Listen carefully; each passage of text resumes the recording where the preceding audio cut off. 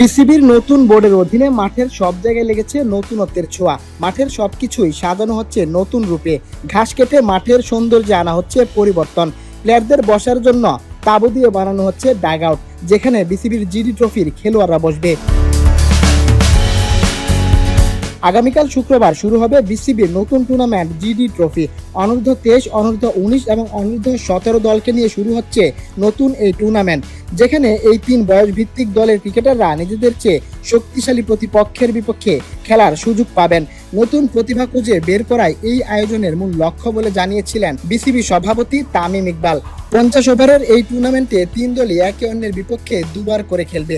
League পর্ব শেষে point তালিকার শীর্ষ 2 দল মুখোমুখি হবে শিরোপা নির্ধারণী ম্যাচে। আর এই টুর্নামেন্ট নিয়ে তামিম আরও বলেছিলেন, টুর্নামেন্টের মূল লক্ষ্য হবে ট্যালেন্ট খুঁজে বের করা এবং আইডেন্টিফাই করা।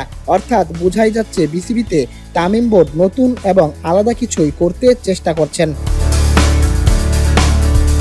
এছাড়াও কিছুদিন আগে সাবেক ক্রিকেটারদের জন্য মিরপুরের গ্যালারিতে নির্মাণ হয়েছে টাইগার্সদের নামে এক বিশেষ লাউঞ্জ, যেখানে সাবেক ক্রিকেটাররা বসে খেলা দেখবেন, সময় কাটাবেন। তাছাড়াও গ্যালারিতে বেশ কিছু পরিবর্তন এনে প্রশংসিত হয়েছিল তামিম ইকবালের অধীনস্থ এই বোর্ড। এভাবেই তামিম বোর্ড বিসিবিতে সংস্কারের পসরা সাজিয়েছেন। গ্যালারি, মাঠ, দর্শক এবং প্লেয়ার সবার কথাই ভাবছেন তামিম। এখন তামিমের সবচেয়ে বড় ভাবনা সেটা হলো বিসিবির উন্নয়ন এবং বাংলাদেশ ক্রিকেটের উন্নয়ন।